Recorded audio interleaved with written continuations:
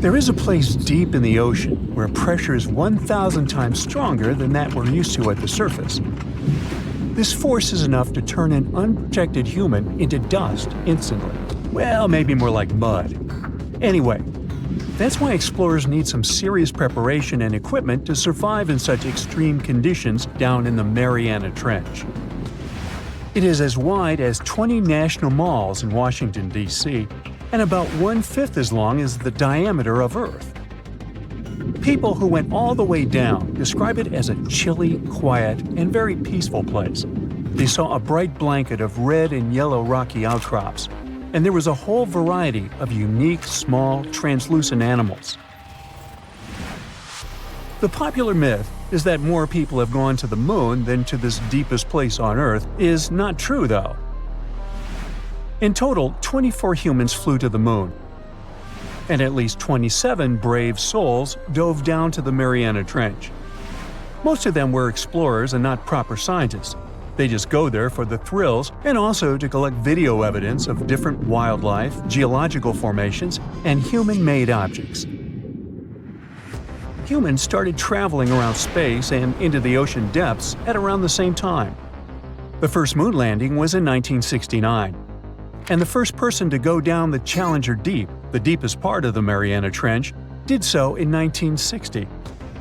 This unusual location got its name after the British ship HMS Challenger, which first located this massive drop in the ocean floor at the end of the 19th century. It would take 8 more decades before the first human went down to it. Explorers didn't manage to do it in a conventional submarine. They used a type of submersible called a bathyscaphe. The Swiss oceanographer Auguste Piccard designed his own in 1953. 7 years later, the submersible managed to do the impossible. It had reached a depth of nearly 36,000 feet. But what explorers saw was merely a fraction of the trench's full size. The fact that it is so huge of the Mariana Trench is just one of the reasons why it's mostly unexplored today. The absence of light is another major issue. Sunlight is incapable of reaching such profound depths, so the entire trench from top to bottom lies in absolute darkness. Because of such conditions, the ecosystem is a lot different than the shallower regions of the Pacific. This puts immense pressure on marine wildlife. Yeah, the pun is intended. Another reason why it's so challenging to survive there is the temperature. Water freezes at 32 degrees Fahrenheit. At the bottom of the Mariana Trench, the ocean is just a couple of degrees above freezing. One of the factors that hasn't let this area turn into a giant icicle is the fact that salt water has a slightly lower freezing point. The other reason is geothermal energy that warms the ground at the bottom of these just enough for it not to freeze. That's why submersibles need to have proper insulation to navigate these icy conditions.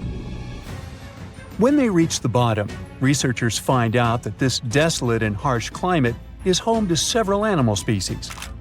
They encountered arrow-toothed eels, snailfish, and spoonworms at various depths. There were even strange-looking translucent sea cucumbers and shrimp-like amphipods. The biggest surprise was microbial mats thriving on methane and hydrogen from the mud. Among the species, the Mariana snailfish looks like a master of the environment that can go farther and deeper into the trench to feed on prey than its competitors. Despite its seemingly fragile appearance, the snailfish has adapted to withstand extreme pressures, a superpower it wouldn't be able to survive without. The exotic life forms that live deep down aren't normal-sized, since deep-sea gigantism makes them grow significantly larger than their counterparts in other ecosystems. One example is the giant tube worm, which can be 6 feet long. Science has a hard time explaining the exact cause of this form of gigantism. Thermal vents are just one of the possible explanations. All of these factors might help explain the huge time gap in researching the Mariana Trench. The first successful dive after the 1960 expedition came only in 2012. That's when the famous Canadian film director James Cameron went down in the deep-sea Challenger. Because few scientists have gone that deep before or after Cameron, There is no map of the deepest point on our planet. We know very little about the oceans that cover 2/3 of the Earth's surface. Researchers have mapped out only 5% of them so far. Science still has a lot to discover in the Mariana Trench and other unexplored places on our planet. The Amazon rainforest stands as the best example of the world's most unexplored regions. The list of reasons why this part of South America is unknown starts with its wildlife: jaguars, anacondas, piranhas, black caimans, and Brazilian wandering spiders are just some of the creatures that pose a risk for researchers. Relentless year-round rainfall induces heavy flooding. Add to all this some treacherous river currents, and you can see why scientists have mapped such a small percentage of the Amazon to date. In just one region of Brazil, near Peru, there are at least 14 tribes that have never had contact with the outside world. The national authorities intend to keep it that way. Isolation of these indigenous people is the best way to protect their future. The same goes for a remote island in the Indian Ocean. After the tragic tsunami of 2004, helicopters flew over North Sentinel Island to make sure its inhabitants were alive and well. Meanwhile, the Sentinelese weren't thrilled. They took up bows and arrows to drive away the unwanted visitors. This tribe is one of the last uncontacted tribes on Earth. Although anthropologists and filmmakers visited the island in the late 1960s, we still don't know much about its indigenous population. It sits a long way off any shipping lanes in the Bay of Bengal. North Sentinel has no natural harbor, and it's surrounded by a shallow reef. This makes access to the island possible only by boat. The Indian officials who lay claim to the island have prohibited outsiders from visiting the island for safety reasons. The estimates on how many people inhabit the island vary significantly, from as few as 15 to as many as 500. The island is not tiny. It's about 5 times as big as London's Heathrow Airport. Apart from occasional contact during the past 2 centuries, the Sentinelese must have been isolated for a long time.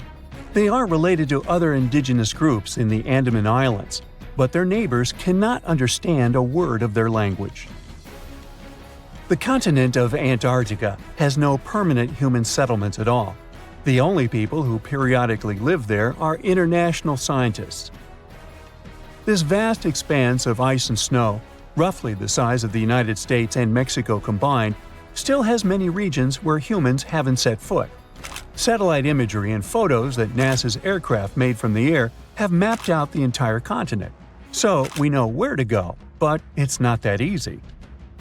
The reason for this are all the adjectives that go with Antarctica. It is the coldest, windiest, driest, and brightest of the 7 continents. This makes it virtually unlivable. More than 99% of its surface is covered with a permanent sheet of ice. Its thickness ranges from 1 mile to as many as 3 miles in some places. That's half the height of Mount Everest. Now, the Himalayan range contains the world's tallest unclimbed mountain. It is also the tallest mountain in Bhutan. In the local language, the mountain's name translates as White Peak of the 3 spiritual brothers. Out of respect for the spiritual beliefs of the local population, national authorities restricted and then completely banned mountaineering at the beginning of the 21st century.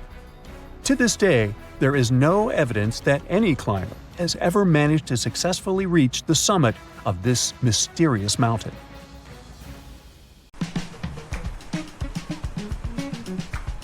Can you swim? Good.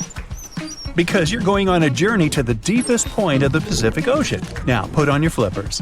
The very bottom of the Mariana Trench is awaiting. Now get in the water. Really, come on. All right. 1 foot underwater. That's the depth you can swim with no special gear like a mask. Hey look, must be some tourists. Or whales. 10 feet underwater. That's a little deeper than the public pools and beaches around the United States. You can see colorful fish and even phytoplankton that feed on the sun's rays. 26 feet down. This is the depth at which the foundations of the floating city of Venice in Italy stand. Builders laid columns at that depth on which they later built houses and streets. 30 feet underwater. You start to feel a lot of pressure. When you're on the surface, you're under atmospheric pressure, 15 pounds per square inch.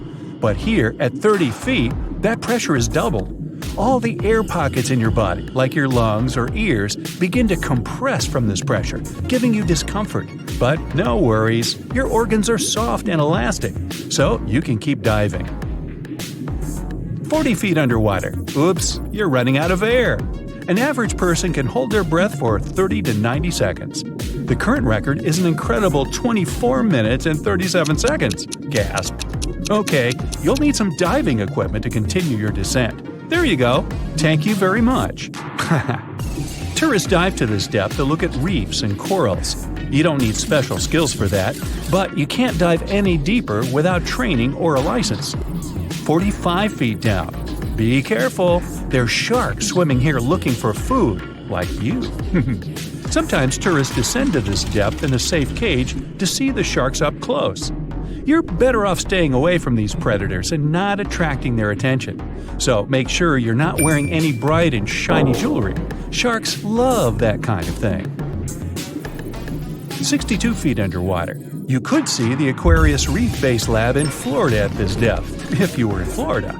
It's really an entire building with rooms for exploring the seafloor, accessible through a hatch. 105 feet down. You see a strange bell hanging from a chain. People used to use these things for deep diving about 400 years ago. They'd lower a bell on chains with divers inside from a ship. There was enough air inside the bell for them to breathe. That way, they could explore sunken ships with treasures. 140 feet. At this depth, you could find an entire sunken city in Qiandao Lake, China. You can still see streets, houses, and temples there. 330 feet. Whoa! You almost hit a huge blue whale. How could you miss it? These guys, the size of 2 train cars, usually dive to that depth. Shh! Let's listen to them sing for a while. It's beautiful. Now, let's keep going. 660 feet. This is where most of the ocean life ends. Sun rays hardly penetrate any deeper into the water. Everything below are unusual fish like this angler. They have such an unusual appearance because they have to adapt to the high pressure here. 702 feet underwater. This is the last mark where you'd see a human without diving equipment. This man holds the title of the deepest man on Earth, and he's the only one who has managed to get to this depth. The water pressure on his body here was 20 times greater than that on the surface. 985 feet. Ooh, what was that sound? Whoa, that's a submarine. That's the maximum depth they can dive to.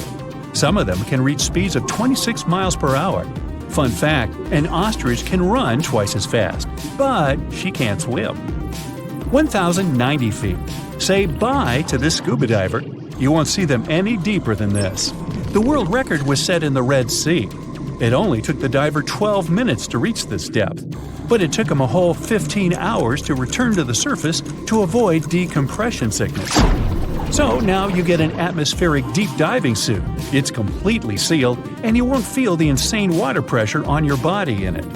1,454 feet.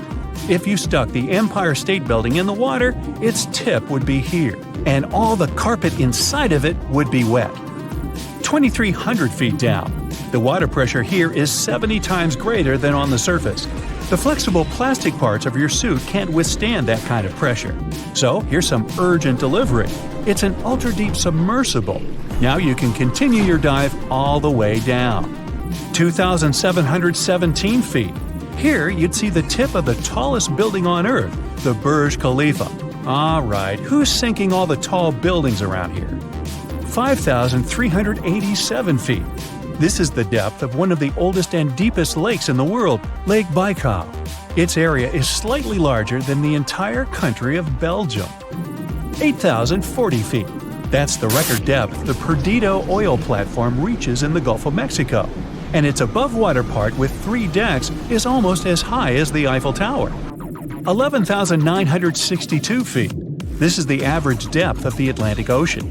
You can see a huge tube as wide as a giraffe's neck, and it just seems to be endless. True, this cable connected Europe and North America and used to serve for telegraph communications. 12,303 feet underwater. Suddenly, in the darkness, you see the outline of a ship. No way! That's the Titanic itself. The intense water pressure would crush a person at this depth, so you can only dive down to the Titanic in a submarine. 13,123 feet. Whoa! Here would be the end of the deepest mine in the world, Imponen Gold Mine in Africa. But you still have deeper places to go. Let's speed up. 20,000 feet. Here you can see the deepest debris of an old ship. The USS Johnson sank more than 70 years ago. You can still clearly see the number 557 on its bow. 26,200 feet. Here, in this total darkness, you'll find the deepest fish in the world, the Mariana snailfish. They're as long as a domestic kitten and have almost transparent skin. Their eyes are poorly developed for vision because the sunlight never reaches this deep. 29,030 feet. If you take Mount Everest, flip it over, and stick it into the Marianas Trench, this is exactly where you'd see its tip. Even though this is the highest point on our planet, you'd still have a lot deeper to go. 35,755 feet down. Here, in the Challenger Deep, you'd still see life. You'd need a microscope for that, though. Bacteria living here feed on organic molecules, similar to oil. A little deeper? Congrats! You've touched the bottom. It's 36,070 feet deep. The pressure here is 1,071 times higher than on the surface. But you're not the first person to have been here. One of the last expeditions to the bottom of the Mariana Trench was in 2012. An American filmmaker descended here in a submarine he designed himself. But the pressure broke some of the engines, so it was hard for him to maneuver here. The sonar was also damaged, and some of the batteries drained. He was in the Challenger Deep for about 3 hours and took many pictures and videos. If you look closely at the bottom itself, you can see bubbles. It's carbon dioxide and liquid sulfur. It's freezing here because of the extreme pressure and temperature close to freezing. But there's still life here in these harsh conditions. The 3 microorganisms are most common here: xenophytophores, amphipods, and small sea cucumbers. There's so few of them because they don't have enough food down here. Usually, there's a lot of palm leaves on the ocean floor, which get there from the land. But the Mariana Trench is 124 miles from the nearest islands. So the only food here is old plankton and fish scales from the ocean's upper layers. But it needs to travel tens of thousands of feet to become food for the bottom dwellers. But can you go even lower into the crust of the Earth? Well then, you'll need to unleash your giant drill and fire up the jet engines. You're pushing another 36 miles through the Earth's crust, and here is its edge. You've entered the upper mantle. It's an ocean of hot lava, 1,800 miles deep. You have to literally swim through this, reaching the outer core, another 1,400 miles deep. Then you reach the inner core, another 755 miles, and congrats! You're at the very center of the Earth. I hate to ask, but how do we get out of here? Now, the Mariana Trench is the deepest and probably the most enigmatic place on Earth, whatever that means. Bizarre creatures, such as deep-sea anglerfish, frilled and goblin sharks, barrel-eyed fish, hatchet fish, live in a crescent-shaped trench in the western Pacific. Just 3 people have ever descended down the Challenger Deep in the southern end of the Mariana Trench. There, at a depth of almost 11,000 feet, vents are bubbling up carbon dioxide and liquid sulfur. Mud volcanoes erupt under the pressure 1,000 times greater than at the surface. And so, it's no place I want to go. So bye! Get back in there. Alright, since you clicked, yeah, you're about to visit places no less mysterious and creepy than the Mariana Trench. Your first stop is Mexico, the Yucatan Peninsula to be precise. See those bottomless sinkholes filled with crystal clear water? It's fresh water that overlies salt water seeping from the sea. The sinkholes are called cenotes. The Mayans believe these natural wells were the gateways to the underworld. Thousands of cenotes, created by collapsed limestone bedrock, form one of the world's longest underwater cave systems. You can easily get lost in this tangled, mysterious network. Now it's time to visit the Caribbean. There, you'll get to a depth of almost 8,000 feet to see the Van Dam vent field. The hydrothermal vents fire out streams of muddy, scalding water with a temperature reaching 400 degrees Fahrenheit. That's almost enough to bake a pizza. These mounds are made of talc, a substance you can find in baby powder. The Van Dam vent field is an oasis for odd species. One of those is kind of a creepy shrimp without eyes. Instead, they're equipped with patches of light-sensitive cells on their backs. Now, you don't have to travel far away. The next enigma on your list is also in the Caribbean. Just off the coast of Belize, there is a giant sinkhole. It's also blue. Yep, that's the Great Blue Hole. The thing is about 1,000 feet across and more than 400 feet deep. Once, a long time ago, this hole was a cave until rising waters filled it, making it collapse in on itself. The deeper you descend into the Great Hole's crystalline waters, the darker it becomes. You see tons of stalactite-filled caves, but don't even try to enter them unless you want to get hopelessly lost. Once you reach a depth of 50 feet, you notice the water shimmer. That's the invisible line dividing the sinkhole's salty top from the freshwater abyss. Time to get out of there. Who knows what you might come across in the murky depths? Your next destination is off the Pacific Northwest coast. Almost 500 streams of methane bubbles were discovered there several years ago. Because of the bubbles, the vents got the name champagne seeps, which sounds better than the fart spas. Scientists are still puzzling over this phenomenon. Where does the methane come from? Underwater cows? Why is its temperature warmer than that of the surrounding ocean? And most importantly, what would happen if you managed to light a match somewhere near a large bubble? Methane is a highly flammable gas, and setting a methane bubble on fire, well, you get the picture. And now you're off to Iceland. The plan is to dive into Silfra, a fissure filled with pure glacier water. This 206-foot deep crack is the only underwater place on the planet where you can touch 2 continents at once. The deeper you go, the darker it becomes. The rocky landscape looks otherworldly. Divers who dare to visit this incredible place risk having their gear frozen, getting hypothermia, or not surviving whatsoever. After all, the water temperature in Silfra Fissure is about 35 degrees Fahrenheit year-round. Your next destination is Scotland. Okay, cue the bagpipes. If you dive in the Gulf of Corryvreckan, a narrow strait between 2 islands, you'll see massive underwater rocks and deep holes. They create the 3rd largest permanent whirlpool on the planet, the Corryvreckan Maelstrom. The water moves through the strait at breakneck speed. It hits the underwater rocks, and the place looks like a pot with boiling water. The waves created in the process sometimes reach a height of 15 feet, and you can still hear the roaring whirlpool from 10 miles away. It's believed the Corryvreckan Maelstrom has swallowed dozens of sailors over the centuries. They were caught unaware by the ferocity of this natural phenomenon and pulled underwater in the blink of an eye. Okay, enough bagpipes. Your adventures are getting more and more extreme. You're heading for Antarctica. There, in the Southern Ocean, you'll find the Ross Sea Ice Shelf. Say that 5 times real fast. Later, not now. It's roughly the size of Spain, with the ocean underneath containing as much water as the North Sea. Once, scientists drilled all the way down through this enormous chunk of ice. Imagine their astonishment when they found life in those extreme conditions. The researchers came across dozens of mysterious species not known before.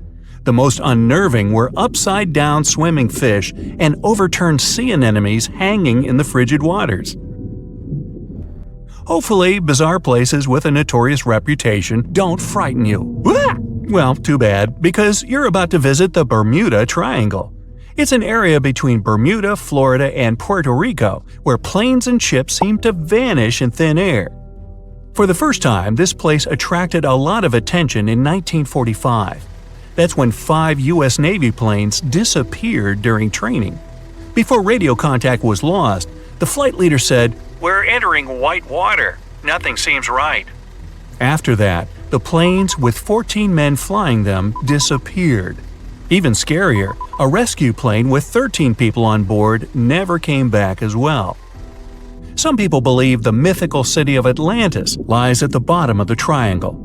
They claim its inhabitants use extraterrestrial technologies to sink ships and crash airplanes. Others blame rare and unexplored natural phenomena, for example magnetic anomalies, or massive pockets of flammable methane gas. There we go again. Then, if a bolt of lightning ignited a giant methane bubble near a ship or a plane, this could probably make it sink without a trace, except the smell. But methane is found everywhere all over the world, and it never behaves this way.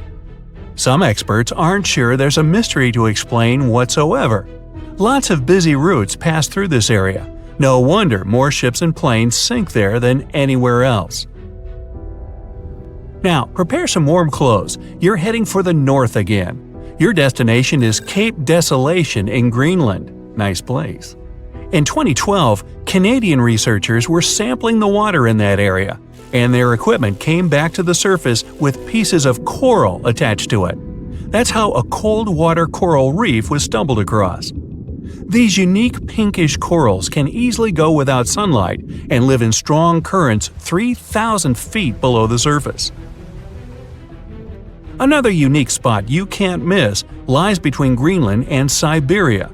The Gakkel Ridge is the deepest and most remote portion of the global mid-ocean ridge system. In some places, it reaches the depth of more than 3 miles. It's only natural the darkest corners of this underwater world remain unexplored. Fascinating chemical reactions happening at the bottom of the ridge produce hot fluids rich in minerals. They spew, like freshmen at a rush party, from seafloor vents. And since these vents are isolated from the rest of the ocean, they're hot spots for bizarre creatures found nowhere else in the world. Your next stop is just off the coast of Cuba. Circular columns, paved floors, symmetrical stone structures. That's what the Cuban underwater city looks like. What happened there? Why was a large city abandoned at a depth of more than 2,000 feet? Lots of people believe those are the ruins of a long-forgotten civilization. But scientists have their doubts. They claim the lost city is nothing but a natural phenomenon that appeared about 5 million years ago. The disc and donut structures often appear around the areas of the seafloor where natural gases break free. Again with the gases. When you come to visit the Sargasso Sea in the middle of the North Atlantic Ocean, you won't find its shores. Instead, it's surrounded by powerful ocean currents. These are the same currents that turn the sea into a gigantic convention for dense brown seaweed. In the 19th century, a French ship was discovered in the Sargasso Sea. Its sails were set, but not a single crew member was on board. This mysterious disappearance made people believe the seaweed was carnivorous.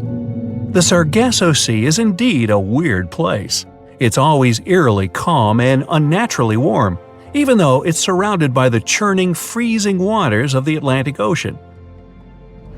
Could one of these bizarre places become a home to the largest marine predator ever, the megalodon? The giant shark's teeth, some larger than an adult man's hand, have been found pretty much all over the world. But since these creatures preferred warm, shallow waters, they lived along the coastlines of all continents except Antarctica. In other words, it'd be a waste of time to search for the giant predator in the depths of the Mariana Trench, in Greenland, or in Mexican cenotes. But then, could it choose the waters of the Caribbean to hide from the hustle and bustle of the modern world? Don't get your hopes up. There's been no proof the megalodon does exist these days. It wasn't a shy, elusive animal, and still, no one has seen this shark lurking around recently. Not even near the fart spas. It happened 66 million years ago. Hey, it could have been September. A massive asteroid slammed into Earth, bringing along chaos and devastation. The tragic aftermath of the terrifying collision led to the extinction of dinosaurs. Yes, I'm talking about the Chicxulub asteroid that left a massive crater in Mexico and changed life on Earth forever. And now, it turns out it wasn't the only cosmic rock to hit our planet during that time. Scientists have just confirmed there was another asteroid. This second space rock wasn't as big as Chicxulub, but it still packed a punch. It crashed to the ground off the coast of West Africa, smashing into the ocean and leaving a crater called the Nader crater. And tell you what, it wasn't a small splash. The impact was so powerful, it triggered a whole tsunami. It was more than 2,600 feet high, almost as high as the Burj Khalifa, the tallest man-made structure in the world. But how did we come to the conclusion that there was a second impact? Well, this researcher spotted the Nader crater in 2022. Dr. Nicholson was looking for some high-tech scans of the ocean floor when he noticed a massive 5.5-mile-wide depression under almost 1,000 feet of water. Well, he thought it could be an asteroid impact crater, but at the time, the evidence he had wasn't solid. But now, scientists have confirmed that this is the real deal. A second asteroid did hit Earth during the dinosaur extinction era. Now, let's see how they figured all this out.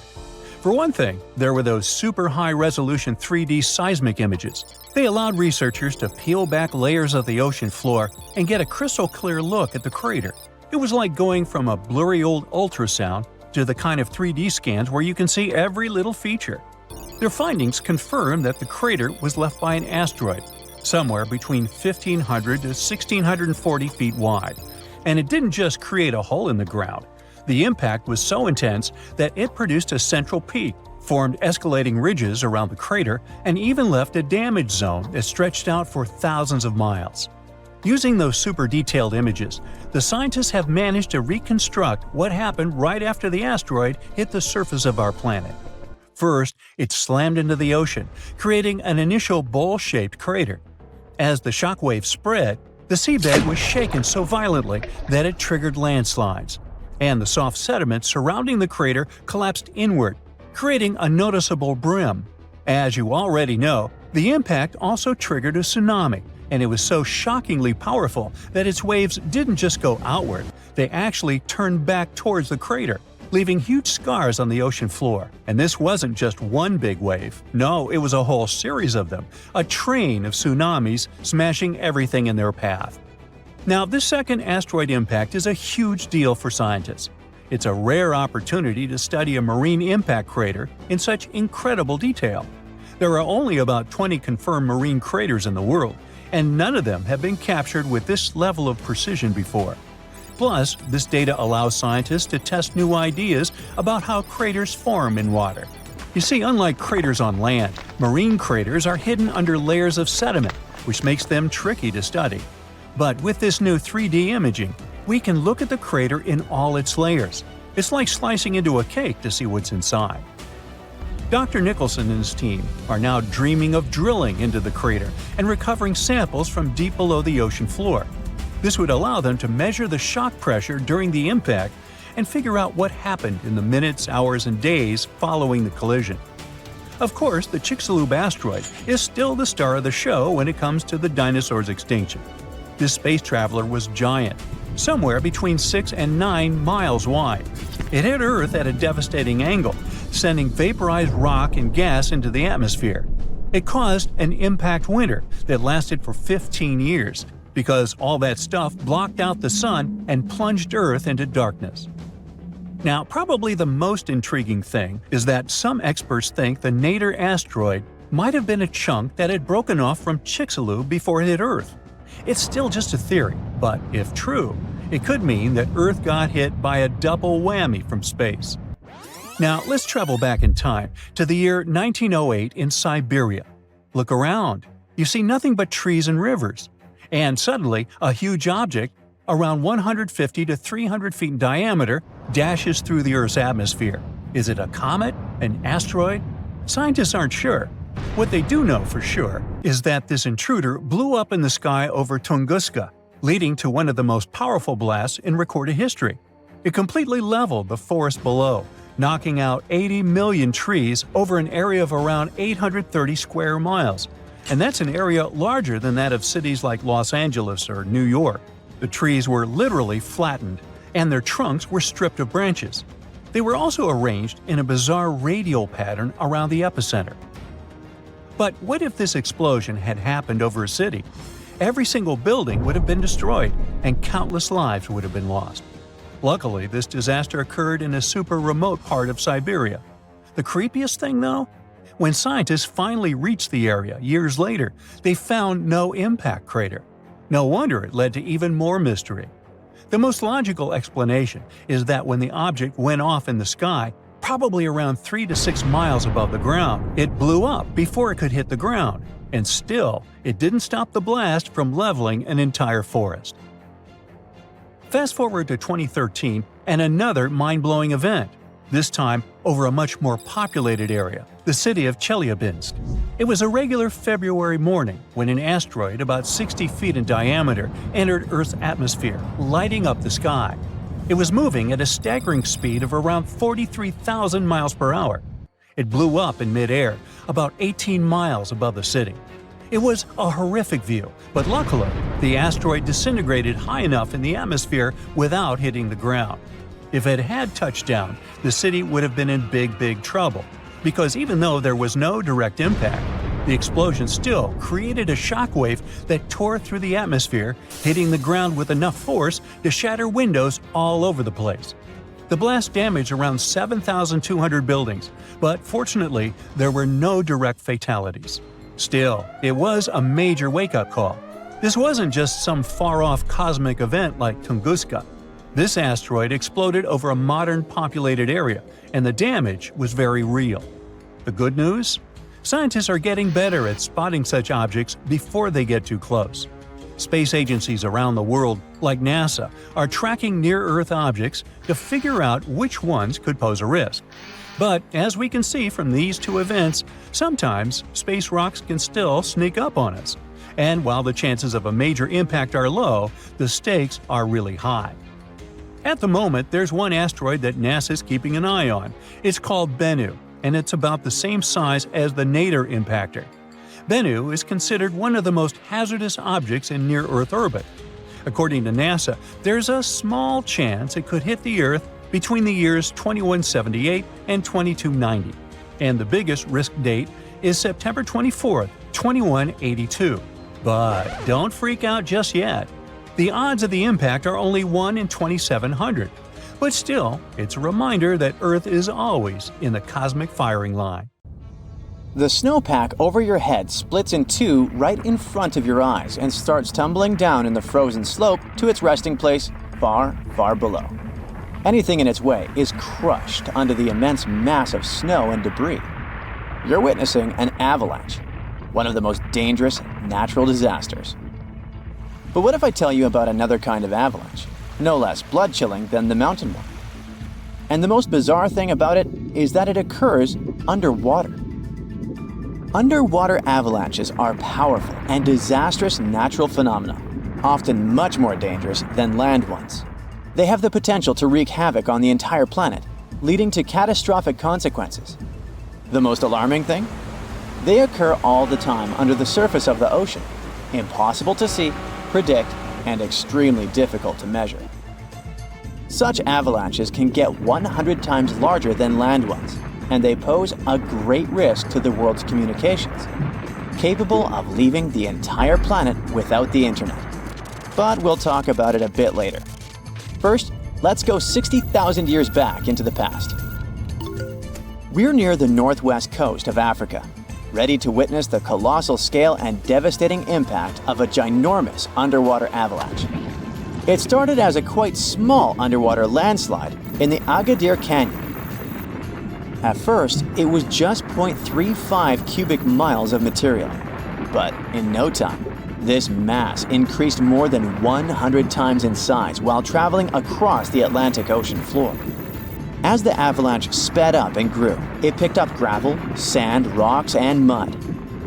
It carved a devastating path through one of the world's largest submarine canyons, wiping out all forms of animal and plant life on its way. The disastrous flow was so powerful that it literally eroded a 250-mile stretch of the canyon, cutting hundreds of feet into its sides and damaging a total area of 1,740 square miles. That's the area of more than 3.5 New York cities. As for the force of the flow, it was so immense that it propelled massive boulders up the canyon walls to heights of up to 430 feet. Before scientists discovered the evidence of this catastrophic event, they had seriously underestimated the scale of destruction caused by submarine avalanches. By the way, these devastating catastrophes can start not only far away in the ocean, but also at estuaries. Let's go back to 14 January 2020 and see for ourselves. A turbidity current, a rapid, downhill flow of water containing a lot of sediment, rushed more than 680 miles from the Congo River estuary in the deep sea. This current appeared due to two factors: terrible flooding along the Congo River in late December 2019 and unusually large spring tides. This resulted in an avalanche of sand and mud. Its volume was equivalent to 1/3 of all the sediment produced annually by all the rivers in the world. This sediment avalanche accelerated, increasing in speed from 17 feet per second in the upper part of the Congo Canyon to 26 feet per second when it reached the end of the channel, almost 700 miles away from the coastline. This route made it the longest avalanche of sediment ever measured on our planet. 2 days later, the flow reached the deep ocean. The avalanche broke two seabed telecommunication cables, cutting internet data speeds all the way across West, Central, and South Africa. Now, before this disaster, scientists considered that measuring powerful deep-sea avalanches was impractical. But the sediment flow in the Congo Canyon could be monitored directly, finally allowing researchers to assess how major river floods connected to the deep sea. They also concluded that how often underwater avalanches occurred depended on where the observer was. Seafloor canyons that are close to river mouths can experience several tiny avalanches per year. Other systems, far from river discharges like the Agadir Canyon, can only have one monster of an avalanche every 10,000 years or so. You're likely wondering, what can trigger an avalanche under the surface of the ocean? Well, earthquakes, typhoons, high tides, river floods, and even volcanic eruptions. And due to our changing climate, such events become more and more frequent and intense. At the same time, these triggers don't mean that an avalanche is bound to happen, nor do they relate to the scale of the event. See for yourself. In 1755, a powerful earthquake hit the coast of Portugal, wiping out large parts of Lisbon. Tens of thousands of people lost their lives during that disaster, but it only triggered a tiny underwater avalanche. And in 1929, a large earthquake off the coast of Newfoundland, Canada, triggered the largest underwater avalanche ever recorded. The flow traveled at a speed of 42 miles per hour, carrying boulders, sand, and mud. It snapped 11 seabed cables on its journey downhill. The avalanche was so powerful, it produced a tsunami that claimed the lives of 28 people along the coastline. Now, submarine avalanches are totally invisible because they happen deep under the ocean surface, which makes them extremely hard to study. But we must find a way because these flows are super important. They transport sediments, nutrients, and even pollutants across the ocean floor. So, a research team from Liverpool decided to unravel this mystery. Over the last 40 years, they've collected more than 300 samples from the ocean floor. Combined with seismic and bathymetric data, which is a fancy word for ocean mapping, they managed to reconstruct a massive submarine avalanche. It was the first time an underwater avalanche of this size was mapped out. An even cooler thing, the event itself started off pretty modestly, but it quickly evolved into a colossal avalanche that grew to more than 650 feet tall. To put that into perspective, imagine a skyscraper-sized avalanche zooming from Liverpool to London, cutting a trench 100 feet deep and 9 miles wide. Then it spread out over an area bigger than the UK, covering it with several feet of sand and mud. That's like burying a whole country. These findings are actually a big deal because they show that even a small underwater landslide can turn into something massive and super destructive. But that's not the worst. Think about undersea internet cables, which are essential for global communication. There are more than 550 active seafloor cables around the world. Their combined length is a whopping 870,000 miles. That's enough to wrap around our planet 35 times. When a submarine avalanche breaks seafloor cables, the effects are usually super expensive and devastating. For example, in 2006, an earthquake in Taiwan triggered underwater avalanches that cut loads of seafloor cables connecting Southeast Asia with the rest of the world. The largest internet operator in China had a 90% loss of traffic to the USA at the peak of the event. As for Taiwan itself, it experienced between 74 to 100% loss in traffic to neighboring islands. So now you probably get why we need to learn more about this natural phenomenon. Luckily, researchers at Tulane University have found a way to study it in 3D. Previous studies only looked at submarine avalanches in 2D, which didn't give the full picture of how they actually behaved. The new research focused on how underwater flows interacted with mini basins, natural features on the ocean floor that look like shallow bowls. Despite being called mini, these bowls can be huge, up to 4 square miles. When turbidity currents flow into these mini basins, they don't just stop. No, they hit the far side and curl back around like water eddies in a stream. These swirling flows move the sediment around before it settles on the ocean floor. The size of the mini basin and the speed of the flow can change how the current behaves. If the basin is big and the current is slow, it starts to fill up with sediment. But if you crank up the flow speed or shrink the basin, the current starts to overflow, spilling over the basin. To study all this, the researchers created a mini version of a mini basin in a pool and used different speeds of flow to simulate turbidity currents. They even made their own sediment mixtures to see how different sizes of particles would behave. In the end, they managed to mimic real-life ocean conditions, but on a smaller, manageable scale. Pretty cool, huh?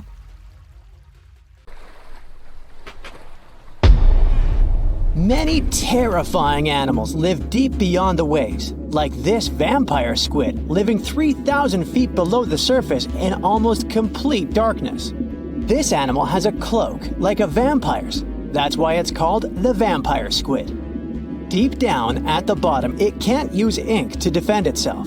So this animal has developed an unusual tactic. It glows slightly to scare away predators. If this tactic fails, the vampire squid can turn its body inside out, revealing tiny spikes. When you translate its scientific name, Vampiroteuthis infernalis, it literally means vampire squid from the nether. Despite its terrifying looks, it's a harmless ocean animal. This previous creature was not from space, but this object definitely is. Before Elon Musk found a way to reuse rockets, NASA would simply drop old ones after launching astronauts into space, most of the time in the ocean or deserts. In 2012, Jeff Bezos launched a mission to find the Apollo 11 rocket. They found it by using sonar, but it was in terrible condition. It was sitting on the bottom of the ocean, not far from the predicted site. They were able to rescue the engine and reconstruct 2 of them. The most famous lost city is Atlantis, but sadly, we still haven't discovered it. However, Heraklion was also just a myth until one British pilot saw something that looked like a city while flying over the Mediterranean Sea. He reported it, and 60 years later, a group of divers went there. They were shocked when they found an entire city underwater. It was loaded with artifacts that could tell us a lot about the history of the place. Now it's one of the best underwater archaeological sites in the world. It's believed that the rising sea caused the whole city to go underwater. The Titanic sank in 1912. The wreck was claimed to be officially discovered 74 years later. In reality, though, a fisherman found the Titanic 8 years earlier while fishing in the Atlantic Ocean. He was pulling out his net when he spotted a head stuck in it. Luckily, it was just a doll's head. Years later, after the fisher had passed away, his son sold the doll to a doll collector. She did a lot of digging and research on every person who had a porcelain toy on the Titanic. She found the owner of the doll. Ava Hart was on the Titanic and had a doll with her.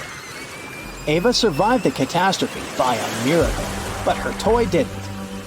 Hart even wrote about the doll in her journal, and every detail matched the toy found by the fisherman. The tripod fish lives deep in the abyssal zone, around 20,000 feet below the surface.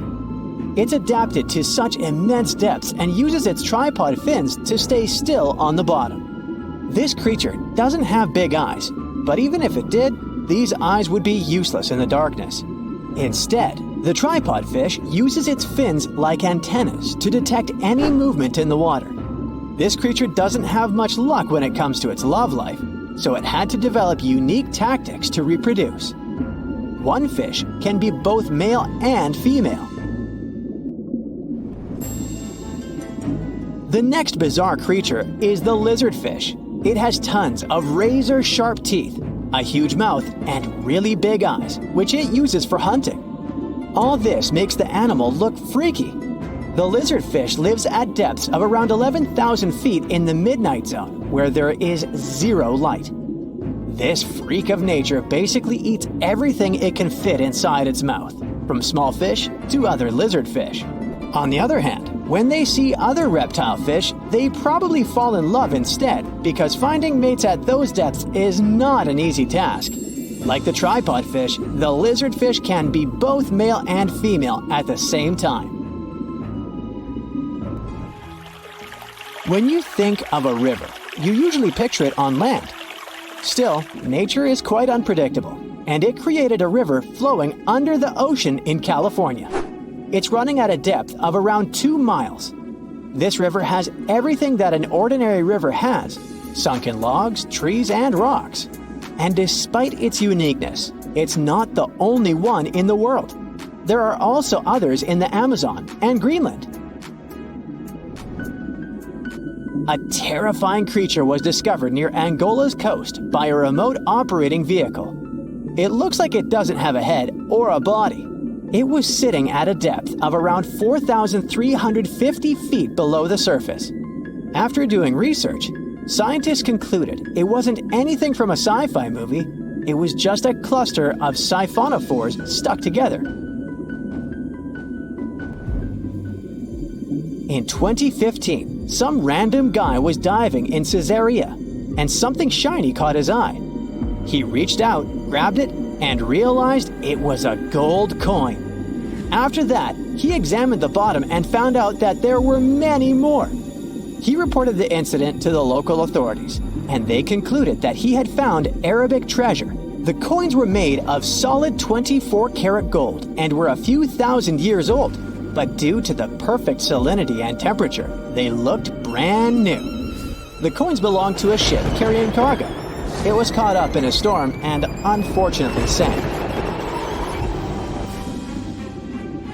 One of the weirdest things ever discovered was found in the Baltic Sea.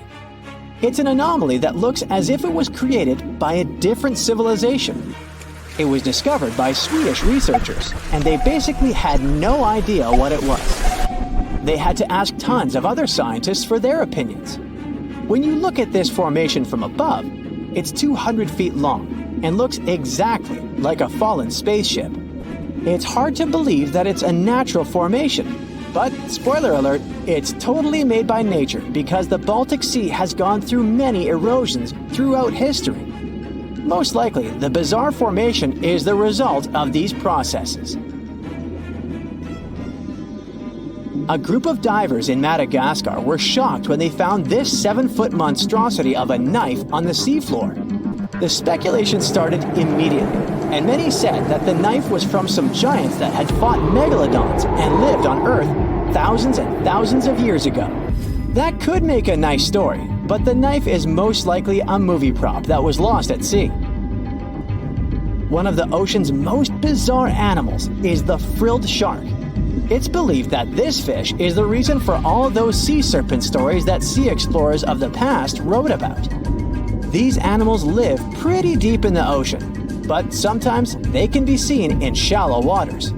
It's super rare, but possible.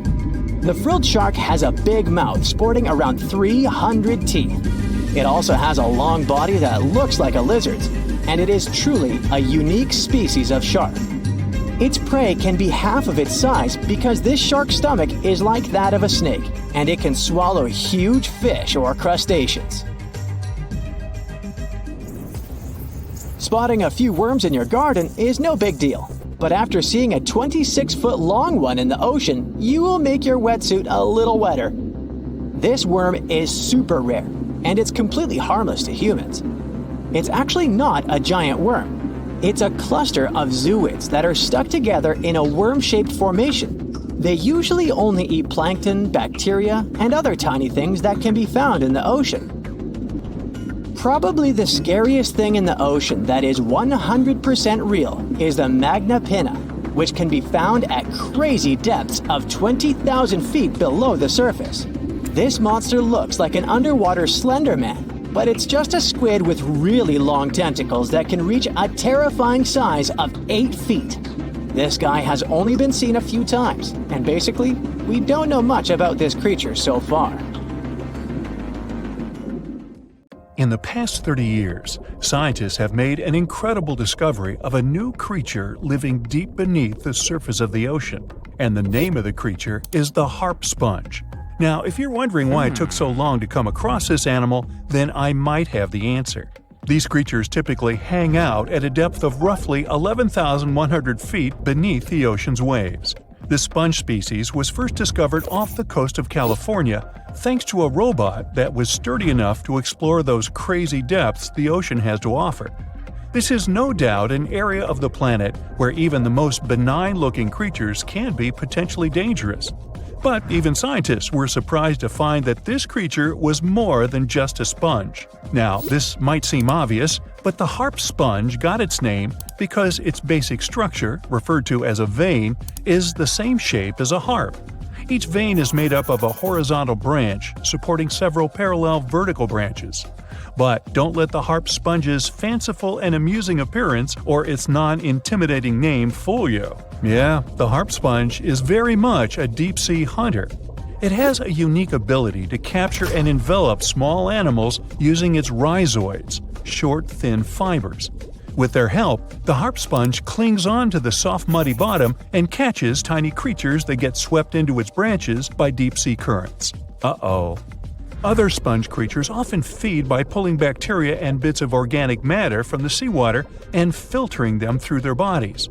But not our harp sponge. Instead, it snatches its future meal with minuscule barbed hooks that cover each of the harp sponge's branches. Now, harp sponges prefer tiny crustaceans like crabs, crayfish, shrimps, and prawns. Once the harp sponge has one of them in its clutches, it envelops the animal in a thin membrane before slowly beginning to digest it. So, pal, what's eating you? Oh, Harpo? Too bad. Researchers believe that harp sponges use this method of feeding because there aren't enough nutrients that deep down. This makes traditional filter feeding less effective. Research has shown that the creature is still in the process of evolving. Early harp sponges researchers found only had 2 veins, but later scientists discovered other harp sponges that had 6 veins. The harp sponge might have evolved this elaborate candle holder-like structure to increase its surface area. In general, harp sponges typically grow up to a length of 1 foot, but researchers have seen a creature that was 2 feet in length. The harp sponge is not only very unusual, but also beautiful to look at.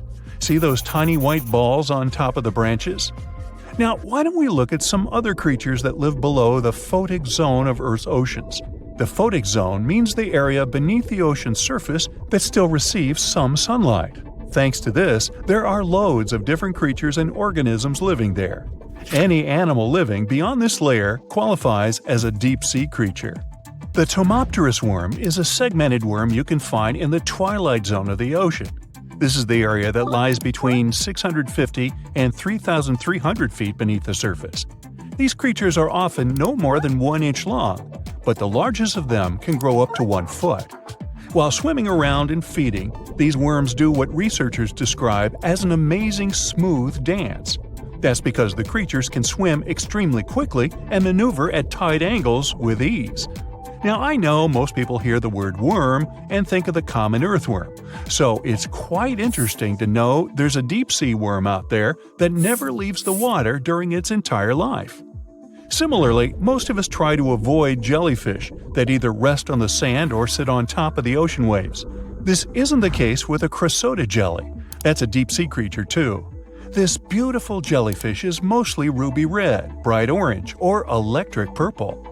That's what helped researchers realize they had found a new species of jellyfish. The creature grows to a maximum size of 1 inch across. It has tentacles that stretch out in every direction. Now, if you come close to this jellyfish, it'll pull all these tentacles in toward its body before rapidly swimming away to avoid danger. Yes, you are dangerous. The cresota jelly is extremely rare. You won't see it very often. You might need to borrow that deep-sea diving robot I mentioned earlier. While worms and jellyfish might seem quite harmless, this isn't the case with the Pacific viperfish. Ooh. This creature is equipped with a noticeably big mouth, like me, and the needle-like teeth inside are key to its hunting strategy. Pacific viperfish live at around 5,000 feet below the ocean surface. But they're among those numerous marine animals that migrate each night from the ocean depths toward shallower waters to dine. What's on the menu for dinner tonight? Lots of small fish and shrimp. The creature can grow up to 12 inches in length. Its 2 front fangs, which stick up from the fish's bottom jaw past its own eyes, are especially dramatic. When the fish unhinges its jaw, its mouth can open wide enough to engulf smaller animals, and the teeth form a cage to prevent an escape. Now, have you ever seen an underwater creature that looks like a strawberry? Trust me, it does exist. Just look at these dots on the strawberry squid. The creature has a big eye and a smaller one.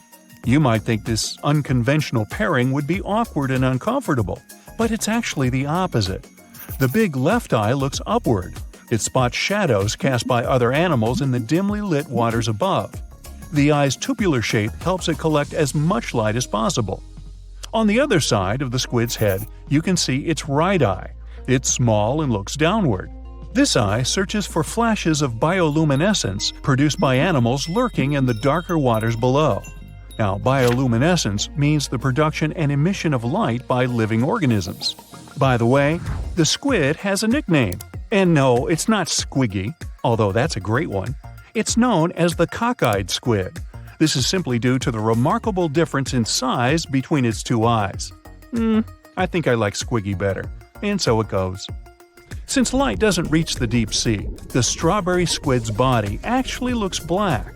This helps the creature hide from enemies, such as sharks and dolphins. In general, the strawberry squid grows to a length of 5 inches. It typically lives around 3,000 feet below the surface, but floats to shallower waters at night. Now, the feather star is a marine creature without a backbone, but with feather-like arms that radiate from the center of its body. These creatures first appeared around 200 million years ago. Related to sea stars, they look like a flower, but if you approach them, they'll quickly swim away. But not all feather stars can swim. Many species can only crawl along the bottom of the seafloor.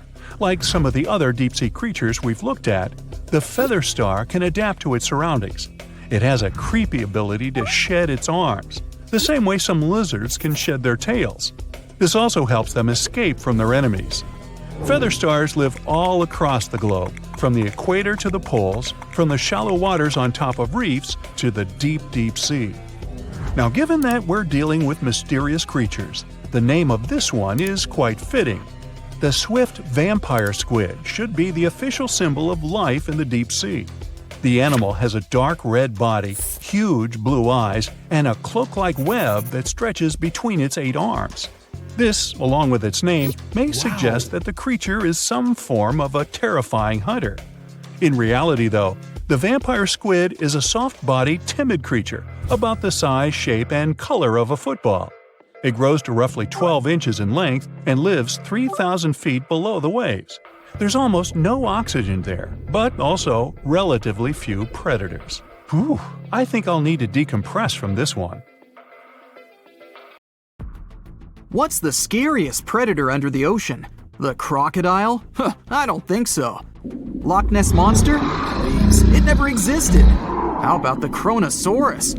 Well, it is extinct, but you might be onto something. Let's take a look at what it'd be like if these creatures were still around today. First things first, what on earth was it? The Kronosaurus was a marine carnivore that lived in the cool, high-latitude Eromanga Sea. It covered vast areas of inland Australia between 90 and 120 million years ago, during the early Cretaceous period.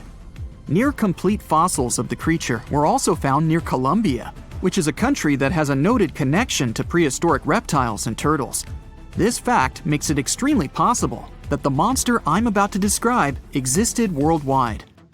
You might have heard saurus and thought, oh, it's a dinosaur. But these were actually reptiles. They were the largest member of the Pleosauroidea family, referred to as plesiosaurs. Fossil evidence suggests they weighed over 20,000 pounds and were roughly 30 feet in length. Just to put that in perspective, the longest crocodile ever measured was a saltwater crocodile by the name of Lolong from the Philippines. It was 20 feet in length and weighed just under 2,500 pounds. And that's still 10 feet shorter and incredibly lighter than the average Kronosaurus, making the crocodile seem like nothing more than a glorified goldfish in comparison. Despite its terrifying length, the most physically daunting feature of the Kronosaurus was its head. Its skull was about 8 feet long, which was actually proportionally large given the size of its body length. Anything that was unfortunate enough to end up inside the Kronosaurus's mouth may have been given false hope. After all, the teeth of the beast weren't actually that sharp. On second thought, I take that back. I wouldn't feel confident around a toothless snake, let alone being inside the mouth of this monster. But it's true that the Kronosaurus's teeth weren't sharp, especially when compared to other carnivorous reptiles, such as crocodiles and alligators. The teeth of this prehistoric sea creature were instead conical. This means that they were cone-like in shape. Unfortunately, this lack of sharpness didn't make them less dangerous. The teeth were enormous and could be up to 12 inches long from the crown tips to the bottom of the roots. This obviously meant that the Kronosaurus had an extremely powerful bite. It was estimated to be up to 30,000 newtons, which is almost twice as powerful as the bite of a large saltwater crocodile. Because of the bluntness of their teeth, they weren't suited for twisting their prey once in their grasp, but the size and shape of the teeth made them perfect for simple open and shut biting. They would have had no problem crushing hard objects such as the toughest of shells any sea turtle could offer. Just like crocodiles, the Kronosaurus is believed to have had a short neck. This may have been an adaptation to allow the beast to successfully catch small evasive animals. Their body, in general, was fusiform and streamlined. This means it was narrowed at both ends and had very little resistance to the flow of water. The Kronosaurus was also equipped with 4 paddle-like limbs. The hind limbs were larger than the front ones. They could span approximately 7 feet in diameter. All in all, this set the Kronosaurus up to effortlessly propel itself through the waters and be an ultimate predator. Predator X, if you will? That's the name that was given to the fossil of a creature discovered near Svalbard, a Norwegian island group, in 2009. The fossil was identified as a 50-foot-long, 100,000-pound monster with a bite force of 33,000 pounds per square inch. This might be the highest bite force of any known animal. Although Predator X is yet to be classified as any specific type of animal, it was definitely a plesiosaur like the Kronosaurus. And even if it wasn't Predator X, the Kronosaurus was still most definitely a ferocious titan when it roamed Earth's oceans. The Kronosaurus actually got its name from the Greek mythological figure of Cronus, the father of Zeus. Cronus was viewed as a titan from a generation of super powerful beings.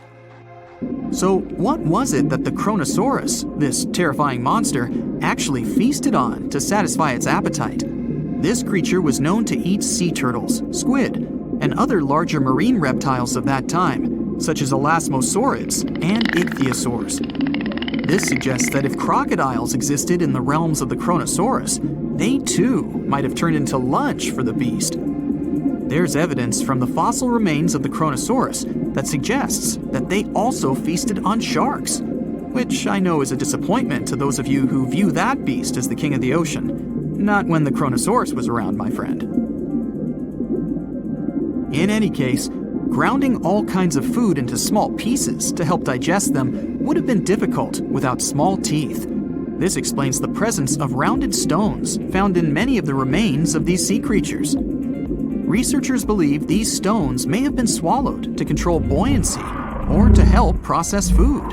It's also entirely possible they were accidentally swallowed while feeding on other animals from the seafloor. As if the Kronosaurus even needed to be a meanie with its already existing power and size, there's also evidence to suggest that it indeed might have been. It turns out that after using all its impressive attributes to catch its dinner, the Kronosaurus first liked to play with its food, like a cat does with a mouse. I guess since the hunt was so easy for them, they needed to get their fun from somewhere else. Well, I think now you should have a good idea about these creatures. So let's ask ourselves what it would be like if they were still around today. And by the way, why aren't they? Well, the Kronosaurus was completely finished off by the same KT meteor that took out the dinosaurs 66 million years ago.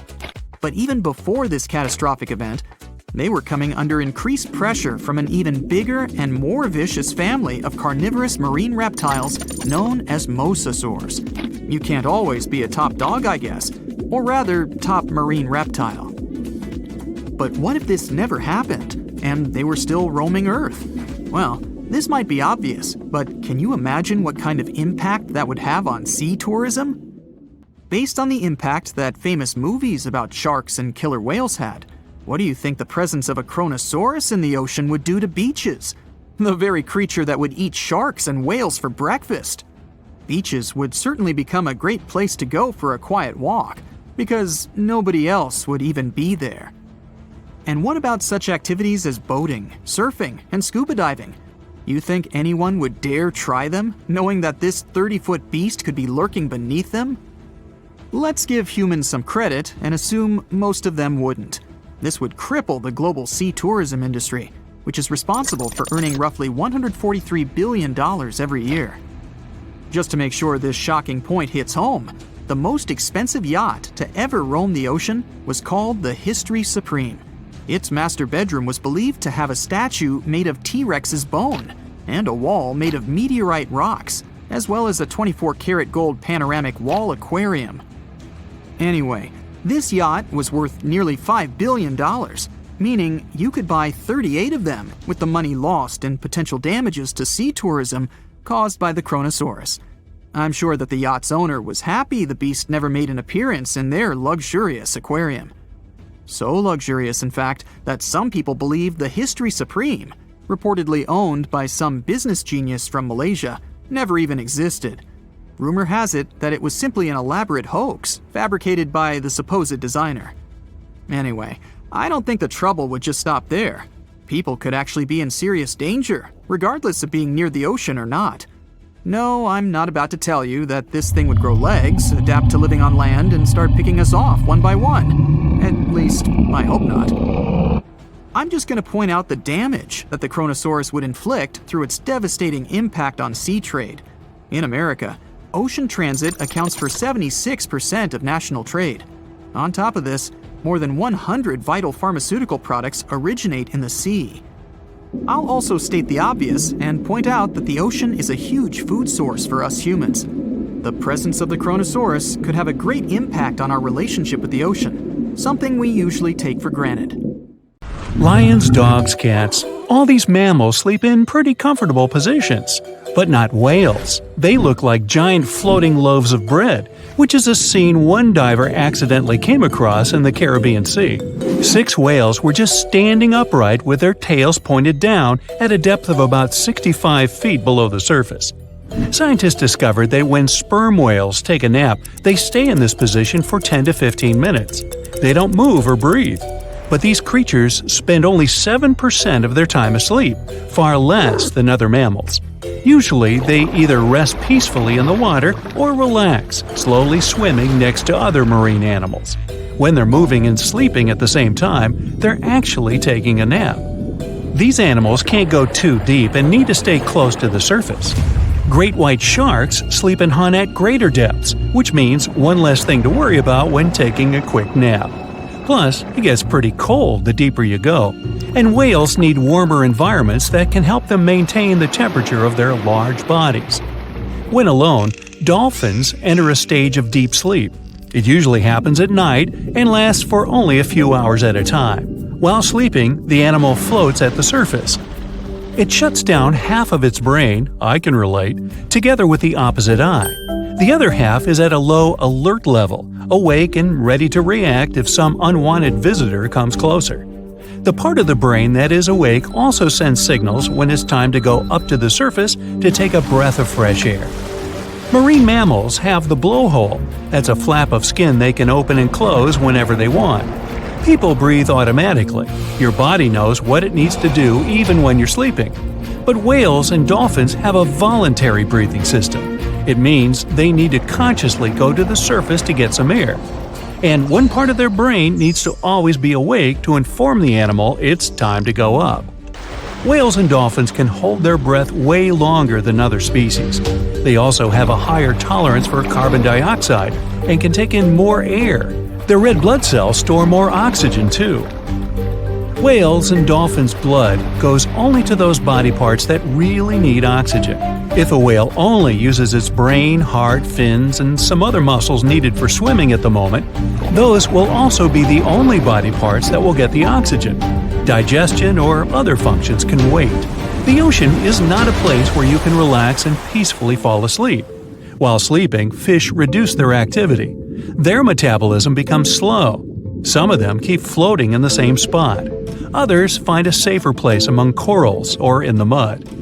Early in life, dolphins learn to make a unique whistle that helps others from their pod to identify them. That means these specific whistles are their names, and dolphins do respond to them. Clams have feet. It looks like a large tongue that sometimes protrudes from the shell, but that's actually the foot, and it's relatively long compared to the length of the animal.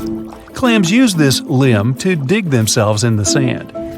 The blue whale is the largest living animal, and it's also larger than the majority of dinosaurs used to be.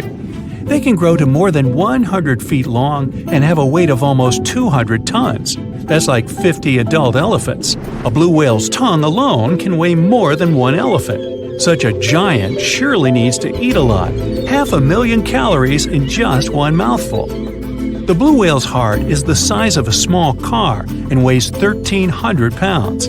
To move the blood through such a giant body, the heartbeats are so strong you can hear them even from 2 miles away. The heart of a whale beats only 8 to 10 times per minute. The whale is one of the loudest creatures out there. Its call can go up to 180 decibels, which is as loud as a jet plane. Almost 95% of jellyfish's body is made of water. For comparison, the human body is 60% water. It's probably not a surprise since jellyfish don't have a heart, blood, eyes, or brain. The other 5% of their body weight is proteins, muscles, and nerve cells. Jellyfish have been around for more than 500 million years. This makes them older than dinosaurs. These creatures haven't changed much, and today's jellyfish are pretty much like their ancestors. These creatures live in the ocean, but in 1991, more than 2,000 jellyfish polyps were taken into space. Scientists wanted to see how they would react in the environment with no gravity. The jellyfish reproduced and created 60,000 new polyps, but unfortunately, those couldn't function normally after getting back to Earth. One species of jellyfish can literally live forever. As it grows older, the critter goes down to the seafloor to become a polyp again, and that polyp turns into a new jellyfish with the same genetics. Greenland sharks can live 500 years. This is an animal with almost the longest lifespan among vertebrates. Sperm whales are sociable creatures. They spend their life surrounded by their family. These animals support one another and have close friends they remember well, even if they don't see each other for a long time. Electric eels have small eyes that are not so effective in environments with no light, so they mostly rely on their electric organs. Those consist of 6,000 cells. Eels use them to stow power, similar to batteries. These creatures use electricity, like bats use their radars or dolphins their sonar. An eel can also produce enough electricity to power a panel of light bulbs. There's a small tropical archer fish that can learn to recognize human faces. This fish has an interesting ability to spit small jets of water from its mouth. Researchers showed the fish the image of two different faces placed side by side. One was unknown and the other was familiar. The fish was supposed to spit water at the familiar one. The creature took the right guess more than 80% of the time. Every year in the winter, great white sharks that live along the California coastline disappear. It feels as if they take a vacation for 30 to 40 days.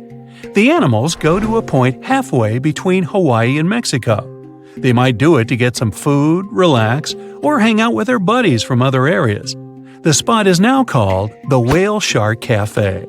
Some types of sharks, like makos, whale sharks, or white sharks, breathe in a very specific way.